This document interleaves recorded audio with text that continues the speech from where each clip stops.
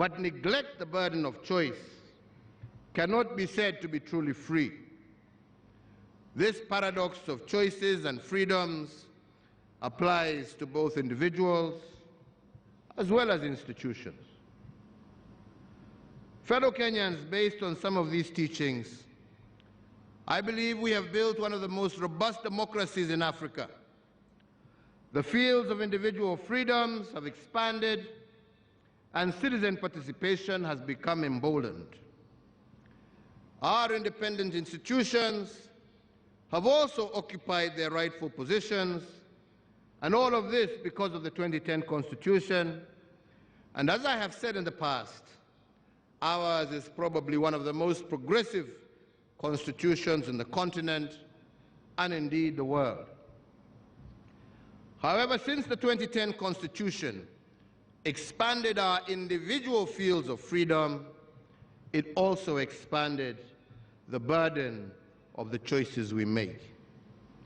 Even our founding fathers urged the liberated patriots to shift from the status of being subjects to that of citizens when their fields of freedom were expanded. They made it clear that a citizen is someone who understands the responsibility that comes with freedom, while a subject will squander opportunities granted by self-rule and refuse to shoulder the burden of choice. Similarly, I believe the framers of the 2010 Constitution did not envision a situation where expanded fields of rights resulted in diminished responsibility by citizens and institutions. They saw a balance between freedoms and the consequences of choice. But this balance is probably most challenged by the growth of our independent institutions. Their growth has stretched our democratic boundaries to the limit, but it has not cracked them. It has bent the will of the people, but it has not broken it. In fact, any other African country experiencing the political turns and twists that we have experienced in the search of greater perfection in our nationhood, I believe would have burst asunder, and we have seen many such examples across our land and continent.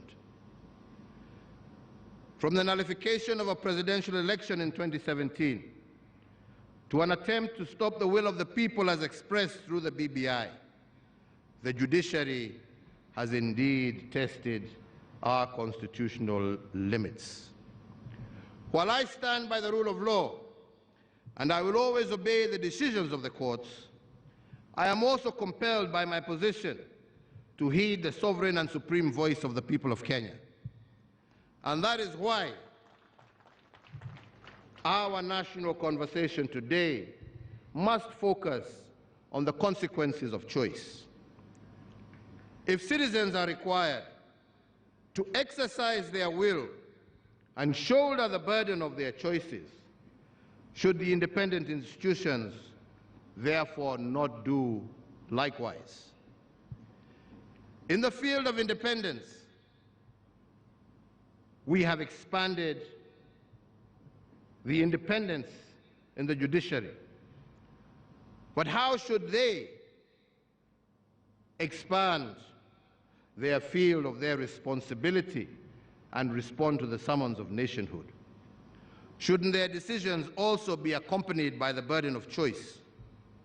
These are the questions of our national conversation, and we should objectively ponder them. And here I must be frank and ask what I believe to be legitimate questions. It is a fact that we were losing close to 1 billion shillings every working hour for the 123 days we held the 2017 election. The question the national conversation should therefore ask is who carried the burden of this choice? Was it the judiciary or the people. The truth of the matter is that it was the people who carried the burden of the choice. Development programs meant to make a difference in the lives of people had to be shelved. The second is that as a consequence of 2017, we initiated, together with millions of Kenyans, the BBI process that was meant to build bridges and create inclusive politics and end ethnic majoritarianism. If the court had subjected its decision to stop BBI to a cost-benefit analysis, in other words, if it had considered the burden of choice, then there are questions the judiciary would have asked. If we indeed were at a constitutional moment, is a decision against BBI a decision in support of the status quo? If BBI were to be stopped, who carries the burden of choice? On whose shoulders will ethnic majoritarianism rest? And who will carry the burden of losing 30% of our national budget every 5 years due to the toxic politics that BBI sought to resolve? The judiciary would have asked itself another question.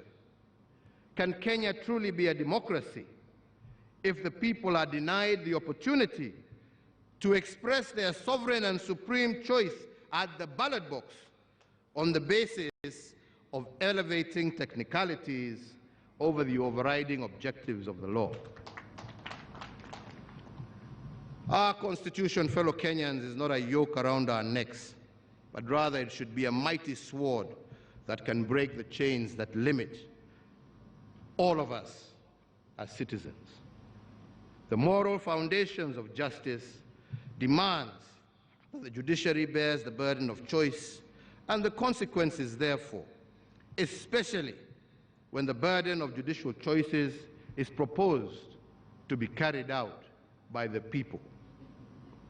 Fellow Kenyans, as I turn to the national question of our times, as is the national tradition every Madaraka Day, I wish to remind us of an instruction left behind by the founding father of our nation, Mzee Jomo Kenyatta. He said, and I quote, "Our children, born and unborn, may learn about the heroes of the past, but our present task is to make ourselves architects of the future." End of quote. This, fellow Kenyans, was a call to action. It was a call to predict the future by creating it. And against this backdrop, the national question of the moment must be poised.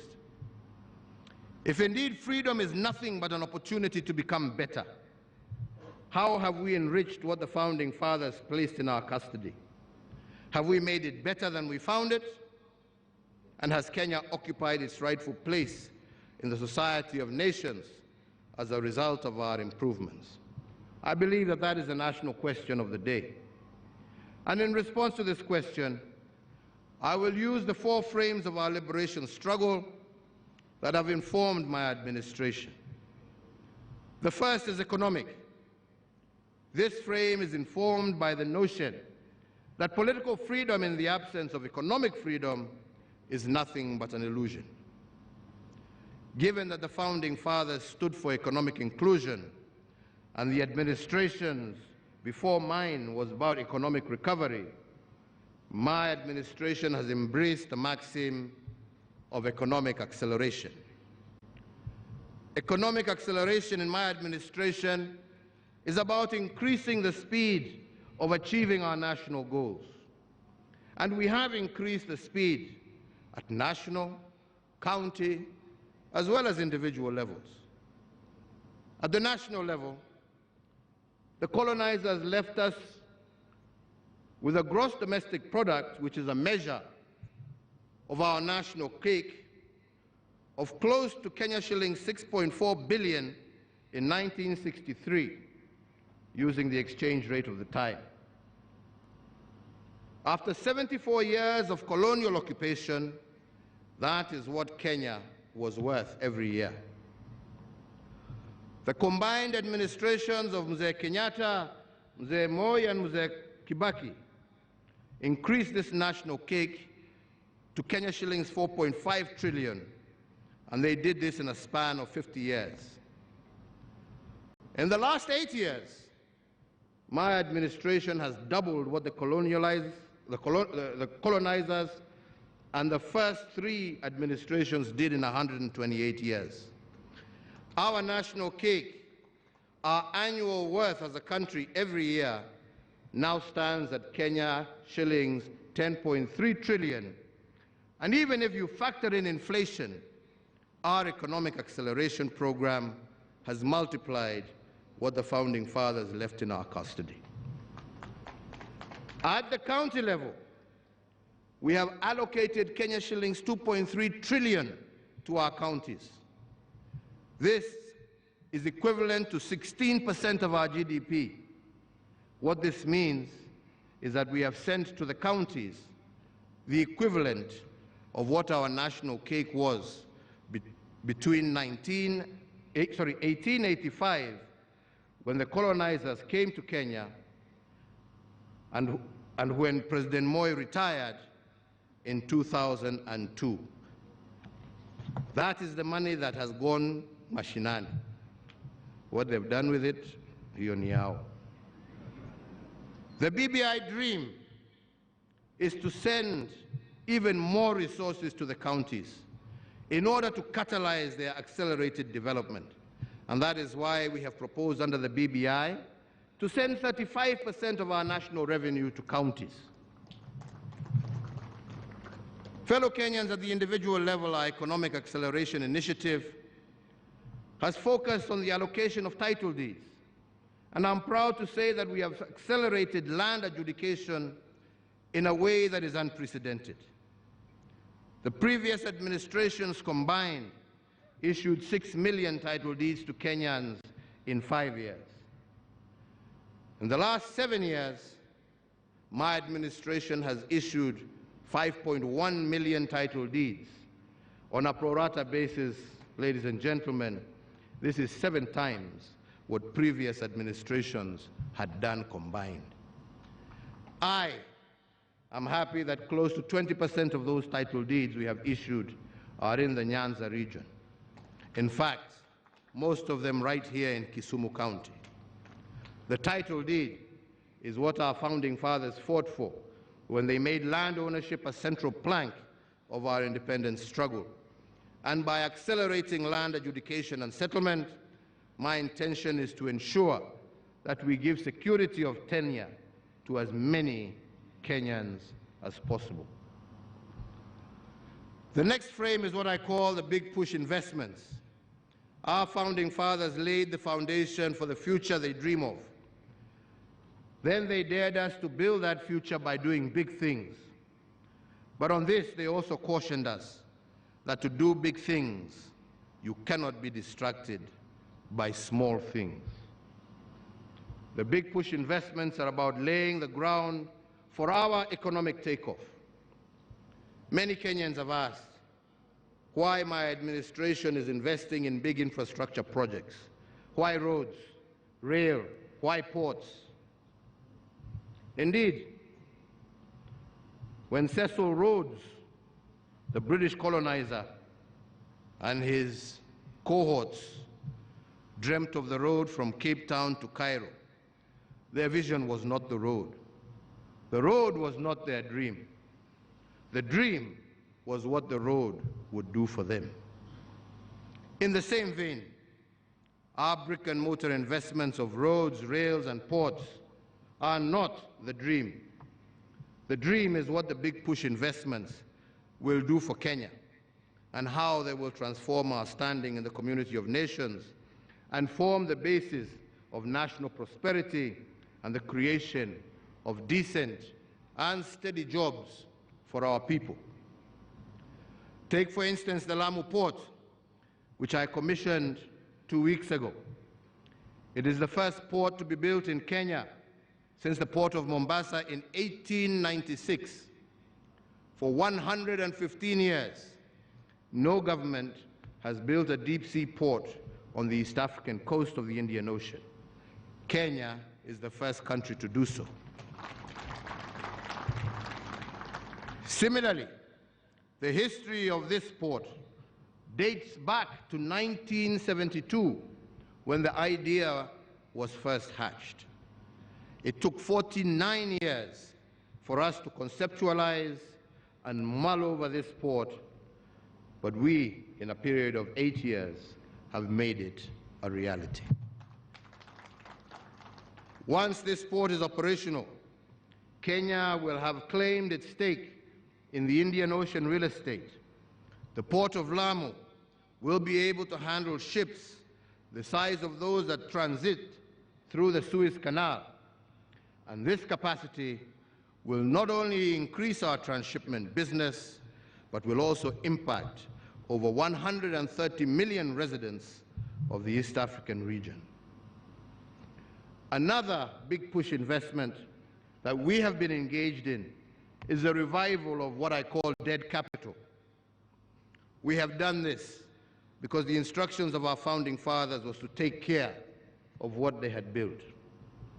And in this regard, we have revived 566 kilometers of dead meter gauge railway. The revived 200-kilometer Nairobi-Nyanyuki railway will be a game changer. Every trip, the train will transport 1,600 passengers, which is equivalent to a convoy of 120 matatus. And the cost per passenger will be Kenya shillings 200 compared to current Kenya shillings 500 by matatu. Although it takes a little longer by train, the passenger will make a 60% saving using the revived rail system and have more money left in his pocket, while at the same time traveling at greater comfort and safety. Further, by moving our tea and coffee through this line at greatly reduced costs, the result is extra shillings in the pockets of our hard-working farmers.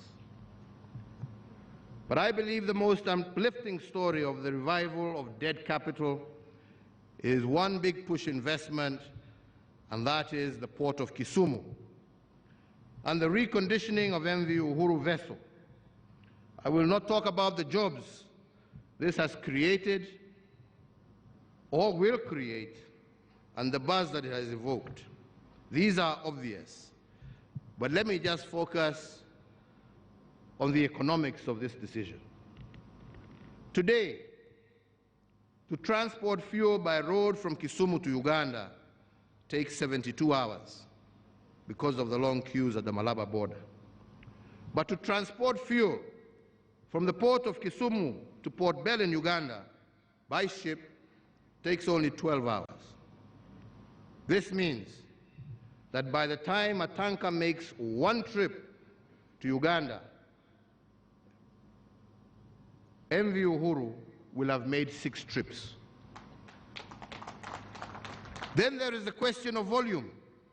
One tanker carries 20,000 liters of fuel, but one wagon aboard our vessel in Kisumu carries 60,000 liters, which is 3 times the size of a tanker, which means that every time the ship sets sail, it carries 1,100,000 liters of fuel.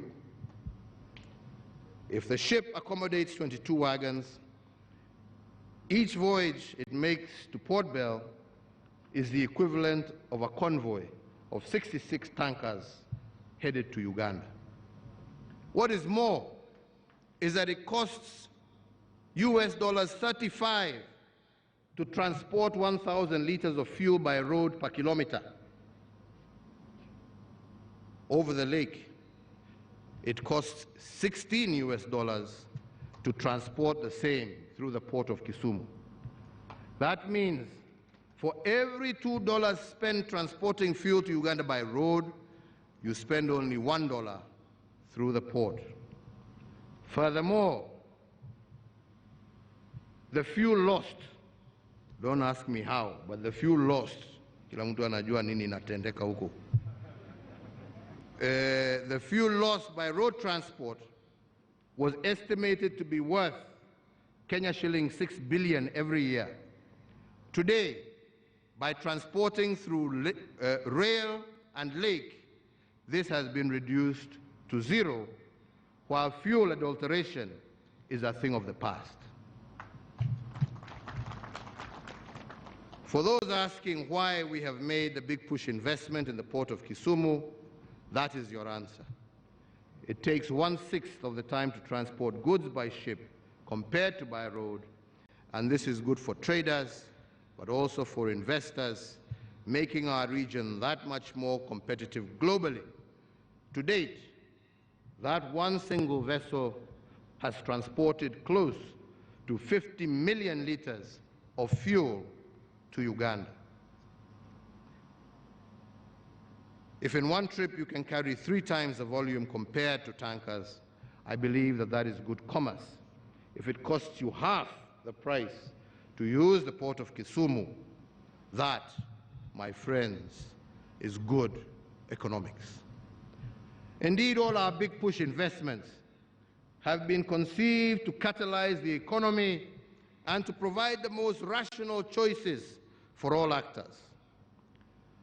So, fellow Kenyans, I want to go to a third frame that I would like us to ponder over this Madaraka Day, and that is the restoration of dignity.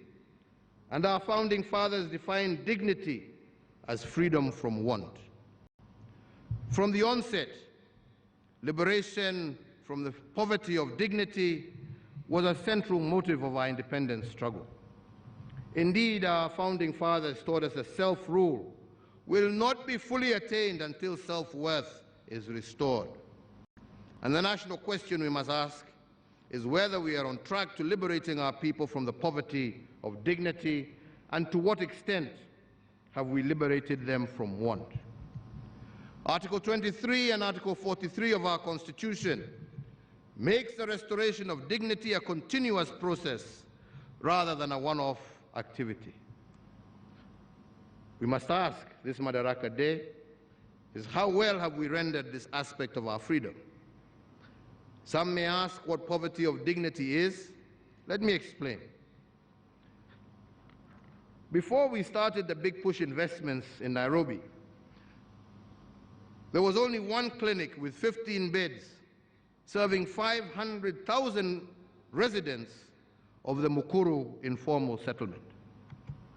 Meaning that when a mother delivered a baby in Mukuru, she had less than 1 hour of postnatal care before being asked to leave to make way for the next patient. This is the poverty of dignity. We have fixed this indignity by building 25 hospitals in our informal settlements of Nairobi to ensure that our mothers do not need to go through that kind of indignity again. Let me give another example. When a patient suffering from kidney disease had to travel for 70 kilometers from Siaya to Kisumu 3 times a week for dialysis, that was a tragic indignity.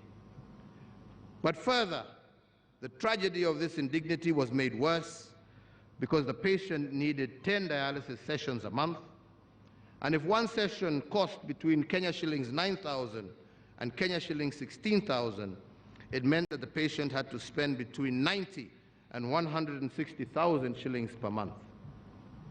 How many farmers from Siaya can afford 160,000 every month for dialysis? Such patients had to sell their ancestral inheritance in order to get treatment. The net effect of this was that their illness ended up diminishing their families and indignifying them for generations to come. Today, I am happy to note that a patient from Siaya no longer has to travel 70 kilometers to Kisumu for treatment. There are dialysis machines in Siaya at the sub-county level. Similarly, He does not have to pay $160,000 a month for dialysis or sell his ancestral land.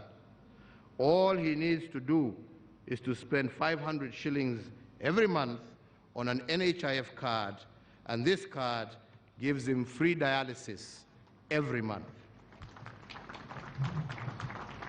If dignity is freedom from want, then we have restored it using our health interventions, as I have just stated. I say this because between 1963 and 1978, as a country, we had only one renal unit and one dialysis machine. President Moi added one more, and President Kibaki added 4 more renal units. By the time our administration took over, we only had 6 renal units for the entire country. Today, and in only 6 years, we have 54 renal units with 360 state-of-the-art dialysis machines distributed among all 47 counties. Coupled with the NHIF card, this upgraded health infrastructure has restored the dignity to many families previously condemned to disinherit their children because of disease. The dignity of families is supported by sustainable livelihoods, and it is for this reason that my administration's agenda continues to focus on creating an enabling environment that offers every Kenyan an opportunity to participate in the economy. Over the years, for example, micro, small, and medium business enterprises have turned to be breeding ground for indigenous industries. Because of this remarkable expansion, their contribution to national development continues to grow from strength to strength, and they are today the greatest engines of employment creation in our nation. To enable this region make its contribution to our national development, I look forward in the coming months to once again visiting Kisumu to commission the development of the 1,000-acre Kisumu Special Economic Zone. This singular initiative will provide immense opportunities for value addition of agricultural products for the entirety of the Western region and enhance the blue economy activities of the Lake Victoria Basin. The dignity that we seek to restore through livelihoods, I believe, will give every Kenyan an opportunity to participate in economic development. For instance, many of our Juakali artisans and craftsmen have had to endure the inequity in the tendering of contracts because of their lack of ability to get certification, hereby denying them the opportunity to get access to work. I am announcing, therefore, today a new initiative by my administration to provide a framework for the recognition of their skills through the awards of certificates based on competence in order to enable our Juakali sector participate in various economic opportunities that have currently been denied to them. In this regard, I today direct the Ministry of Education, through the Kenya National Qualifications Authority, to within 1 month of this date, issue a policy framework for the comprehensive recognition of prior learning. This policy intervention will expand the opportunities for artisans and craftsmen in our Juakali sector to participate more meaningfully in our economy. Fellow Kenyans, I will now end briefly with the fourth frame of our national question this day. For us to secure what we have achieved in 58 years, we must not make politics the heat and the light of our national existence. Instead, we must endeavor to pursue political stabilization by any means necessary. I say so because stability and peace is the lifeblood of our republic. What we have built for 58 years can be destroyed in one day of political instability. But we cannot engage in political stabilization if we continue to live in political denial. For instance, and I will say it again, everyone knows that the BBI is good. It's good for our country. It is even good for those people who are unhappy with it. But too many Kenyans have embraced fear of change over the need to continuously strive for a more fair, just, peaceful, cohesive, and democratic Kenya. They oppose the bill sometimes not because of its substance, which even its harshest critics concede is good, but because, unlike our founding fathers, they cannot dare to imagine a better Kenya for all. Fellow Kenyans, as I said of the judiciary, their decisions must consider the letter of the law, but fundamentally, the spirit of the law must also guide them. I say so with all humility because the spirit of the law is the light that will illuminate the burden of the choices that they make. For every decision they make, the spirit of the law will lead them to the consequences of their choices. The judiciary should be guided by the spirit of the law, and political stabilization will be easily achieved. And as for all of us, the political elite of this country, if we are going to continue to remain short-termist and self-serving, the consequence of our choices will become a permanent burden on our people. Let it be clear to all Kenyans, short-termism is not the path to political stabilization. Our founding fathers encouraged liberated patriots to upgrade their status from being subjects to that of being citizens by embracing freedom with responsibility. And I want to make a similar invitation to our political class this Madaraka Day. I want to invite them to upgrade their status from being politicians to being leaders. Politicians are too often obsessed with personal gain, but it is our national pain that should disturb them. Fellow Kenyans, I have just illuminated just a fraction of what my administration has done, for that is not, I believe, important. That is not what is important. What is important is the recognition of what those who went before us did. We have only built on their foundation with the full recognition that we are still a long way to achieving all the hopes and aspirations of our people. But like our forefathers, we live in the hope that future administrations will not seek to live in acrimony and division, will not seek to destroy, but to build on our achievements and reach even greater heights so that we can truly live the vision of Kenya as articulated by our forefathers, that the task before us is not today, but how can we become architects of that future? And that is why today I want in particular to thank the Right Honorable Raila Amolo Odinga for embracing national pain over his personal gain when we did the handshake.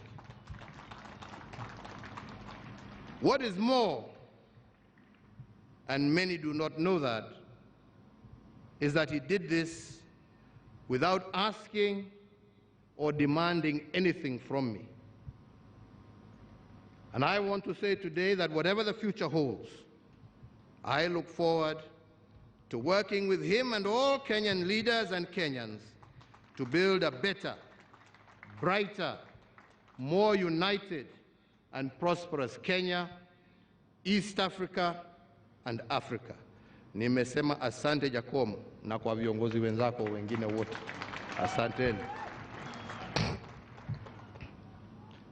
Fellow Kenyans, in concluding my remarks, let me say today again, as Governor Anyang' Nyong'o said, that Kisumu City will, from the 26th to the 30th of April next year, play host to the largest Afro-Cities Summit ever hosted on the African continent. That event will be a gathering that will feature ministers, mayors, leaders of local authorities, representatives of civil society, the private sector, academia, national, regional, and international financial institutions, as well as development partners and other stakeholders. My extension, Governor, my administration, Governor, will extend to the county government of Kisumu every support in order for you to be able to showcase Kenya and Kisumu to Africa and the rest of the world. In the same breath, allow me to say how proud I am today to be addressing you from this brand new Jomo Kenyatta International Stadium in Kisumu, and I wish to assure you that all the remaining works will be completed over the next coming weeks. Hongera Waziri Amina Mohamed and your team, pongezi sana na muendelee hivyo hivyo. So ladies and gentlemen, it is now my very distinguished pleasure and honor to wish every Kenyan, wherever you may be, a happy Madaraka Day, and to once again encourage you to stay safe. May God bless you all. May God bless Kenya. Mungu aibariki Afrika Mashariki, na Mungu aibariki kontinenti letu la Afrika. Asanteni sana, asanteni sana. Nimewashukuru